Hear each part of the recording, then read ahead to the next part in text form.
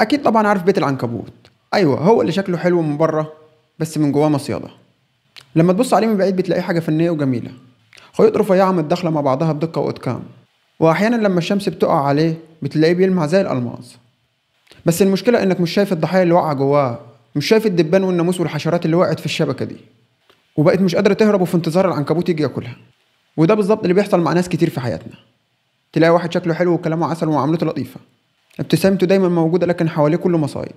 وكل واحد دخل معاه في علاقه خرج منها متدمر، بس هو لسه شكله حلو وبيضحك وبيقول كلام حلو ولسه بيقنع الناس ان هو طيب وغلبان. يا جماعه، في ناس بتعرف كويس قوي ازاي تمسك خيوطها، بتعرف تخليك ازاي تحس انك مميز وانك مختلف وانك انت الوحيد اللي فاهمهم. تقول لك انا ما قدرتش اتكلم مع حد زيك وانت الوحيد اللي بتفهمني وانا كنت مستنياك من زمان. وانت زي الدبانه الغلبانه مبسوط انك مميز وفرحان انك مختلف وحاسس انك وقعت على كنز، ومش عارف ان الكلام ده نفسه هو اللي اتقال ل10 قبلك، وان ال10 دول خرجوا من حياته مكسورين. اول ما تدخل في الشبكه دي هتكتشف ان الوضع مختلف خالص عن اللي انت كنت متوقعه. تكتشف ان اللي قدامك ماسك فيك ومحاوطك من كل ناحيه ومش سايبك تتحرك براحتك. كل خطوه تحاول تاخدها تلاقي خيط عنكبوت ماسك فيك، وكل قرار تحاول تاخده تلاقي اعتراض، وكل حلم عندك تلاقي احباط. لكن اصعب حاجه انك تبدا تفقد ثقتك بنفسك وتفقد شخصيتك واحلامك واهدافك. كل حاجه تبدا تدور حواليه، اصحابك وشغلك وحتى تفكيرك. تبقى مش عارف تاخد قرار من غير ما تساله، ولا عارف تتحرك من غير ما تاخد اذن، ولا حتى تفكر من غير ما تحاسب نفسك. طب هو عارف كده ومبسوط بكده، وهو ده اللي هو عاوزه. عايزك تبقى عامل زي الدبانة عالق في شباكه، لا قادر تطير ولا قادر تهرب ولا حتى تستغيث. المشكلة انك لما بتحاول تقول للناس انك في مشكلة محدش بيصدقك، لان بيت العنكبوت من بره شكله حلو، والعنكبوت قدام الناس مؤدب وطيب ومحترم. تقول لهم هو بيأذيني، بيسيطر عليا، بيدمرني، يقولوا لك انت مجنون، ده اطيب واحد فينا، ده مش ممكن يأذي نملة. وانت عارف الحقيقة بس محدش مصدقك، لان العنكبوت شاطر في انه يخبي حقيقته، شاطر انه يبان قدام الناس ملاك ومعاك هو الشيطان اللي بيعذبك. وتفضل كده سنين عالق في الشبكة بتاعته ومش عارف تخرج منها. بتحاول تهرب بس مش قادر، وبتحاول تستغيث بس محدش مصدقك، لحد ما تبدأ تصدق انك انت اللي غلطان وانك انت اللي مش طبيعي وانك انت اللي وقعت نفسك في الشبكة بتاعته. ودي اخطر مرحلة، لما تفقد ثقتك في نفسك وتبدأ تشك في ادراكك وتصدق ان اللي بيحصل معاك ده طبيعي. يا جماعة، بيوت العناكب موجودة في كل حتة، وفي عناكب كتير بتمسك شباكها للناس الطيبين. في عنكبوت في الشغل بيخليك تحس انك انت مهم بس هو اللي مسيطر على تفاصيل حياتك المهنية. وفي عنكبوت في العيلة بيخليك تحس انك انت محبوب بس هو مسيطر على قراراتك كلها، وبيقرر حتى تمشي مع مين وبتقابل مين وتصاحب مين. وفي عنكبوت في الصحبة بيخليك تحس انك انت المفضل بس هو اللي بيحدد علاقتك بالناس كلها. وفي عنكبوت في الحب بيخليك تحس انك مميز بس هو اللي بيدمر شخصيتك وبيكسر احلامك ويقضي على ثقتك في نفسك. كلهم عارفين ينسجوا الشبكة وكلهم شكلهم حلو من بره، بس أول ما تدخل الشبكة تكتشف إن الموضوع كله مصيدة. أنا أعرف واحدة قضت 10 سنين في بيت عنكبوت، 10 سنين وهي فاكرة إن اللي معاها بيحبها ومقدرها.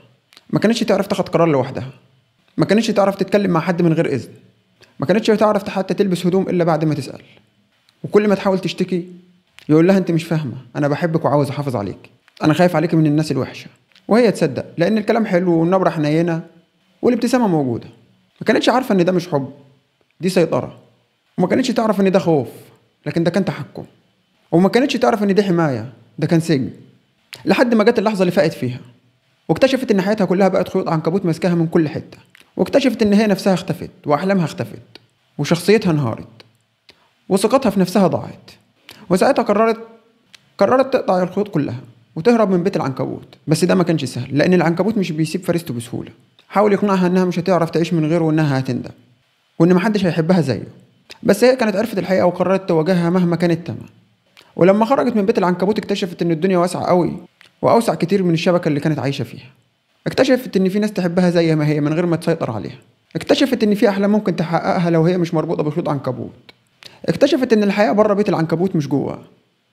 يا جماعة، بيوت العنكبوت بتتبني على الوهم، على إنك تحس إنك محتاج العنكبوت علشان تعيش، بس الحقيقة إنك كنت عارف تعيش قبله وهتعرف تعيش بعده. أهم حاجة إنك تميز العنكبوت من بدري قبل ما تتورط معاه. طب إزاي؟ لو لقيت حد بيسيطر على قراراتك وبيبعدك عن أصحابك ويمنعك من أحلامك ويخليك تشك في نفسك، اعرف إنك قدام عنكبوت. لو لقيت حد بيقولك كلام حلو وبيعاملكم وحش لما تكونوا مع بعض، اعرف إنك قدام عنكبوت. لو لقيت حد بيخليك تحس إن أنت مش هتعرف تعيش من غيره وإن محدش هيعرف يحبك قده، اعرف انك قدام عنكبوت. لو لقيت حد كل اللي حواليه خرجوا من حياته وهم مكسورين، اعرف انك قدام عنكبوت. اخطر حاجة انك لما تبدأ تفقد نفسك علشانه وتتغير علشانه وتسيب احلامك كمان علشانه، اعرف انك للأسف خلاص وقعت في الشبكة. والحل الوحيد انك تهرب قبل ما الخيوط تتقوى اكتر عليك، وقبل ما تتحول لمجرد دبانة واقعة في الشبكة ومش قادرة تتحرك. وده مش هيبقى سهل، بس خليك عارف انك زي ما كنت عايش قبله هتعرف تعيش بعده. والدليل ان في ناس كتير هربوا وعاشوا حياة اجمل وانضف واحلى بكتير.